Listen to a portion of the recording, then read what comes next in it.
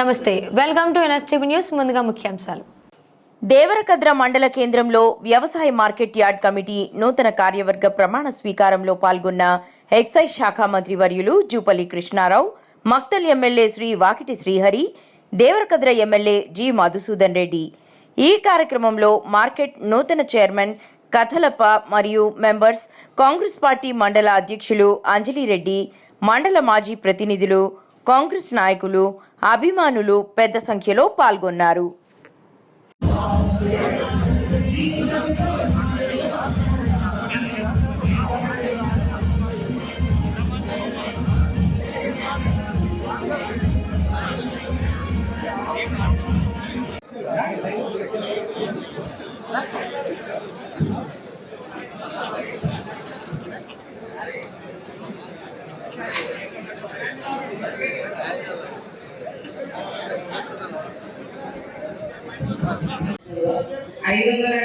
ద్వారా వ్యవసాయ market committee Devarakadra అధ్యక్షులుగా నియమింపబడినాను. నేను నా పదవీ కాలంలో వ్యవసాయ మార్కెట్ల చట్టము మరియు నిబంధనల ప్రకారము నిస్వార్థంతో రైతుల శ్రేయస్సుకై మరియు వ్యవసాయ మార్కెట్ కమిటీ దేవరకద్ర యొక్క అభివృద్ధికి కృషి చేస్తానని దైవ సాక్షిగా ప్రమాణం చేస్తున్నాను. రాష్ట్ర ప్రభుత్వ ఉత్తర్వుల జీవోవాటి నెంబర్ 570 ద్వారా వ్యవసాయ మార్కెట్ కమిటీ దేవరకద్ర సభ్యుడిగా నియమింపబడినాను. నేను నా పదవీ కాలంలో వ్యవసాయ మార్కెట్ల చట్టము మరియు నిబంధనల ప్రకారము నిస్వార్థంతో రైతుల శ్రేయస్సుకై మరియు వ్యవసాయ మార్కెట్ కమిటీ దేవరకద్ర యొక్క అభివృద్ధికి కృషి చేస్తానని దైవ సాక్షిగా ప్రమాణం చేయించున్నాను. మంత్రివర్యులు పెద్దలు జూపల్లి కృష్ణారావు గారికి, అలాగే మక్తల్ ఎమ్మెల్యే అన్న వాకిటి శ్రీహరి గారికి, అలాగే మన దేవరకద్ర ఎమ్మెల్యే అన్న జి మధుసూదన్ రెడ్డి గారికి, అలాగే కొత్తగా ఎన్నుకోబడిన పాలక మండలి చైర్మన్లకు మరియు సభ్యులకు అందరికీ కూడా దేవరకద్ర కౌకుంట్ల చిరచింతకుండా మండల కాంగ్రెస్ కమిటీ తరఫున ధన్యవాదాలు తెలుపుకుంటూ, ఇప్పుడు కొత్తగా ఎన్నుకోబడిన మార్కెట్ కమిటీ చైర్మన్ మరియు సభ్యులు, అలాగే విక్రమార్కులాగా ప్రయాణం చేసి సాధించిన వ్యక్తి మరి మిత్రులు మధుసూదన్ రెడ్డి గారు.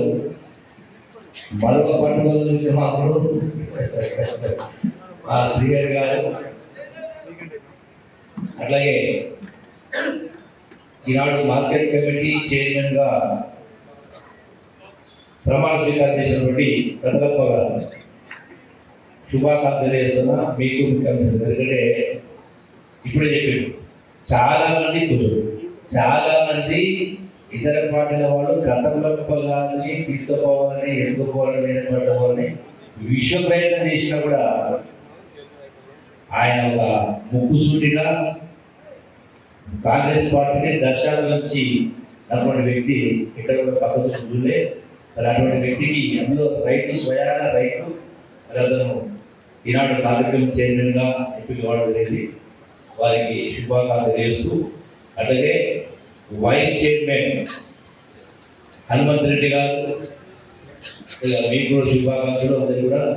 అలాగే ఈశ్వర వీరప్ప గారు ఈ యొక్క దేవాలయ కమిటీ చైర్మన్ అయినటువంటి నరసింహారెడ్డి గారు, వారికి తెలియదు.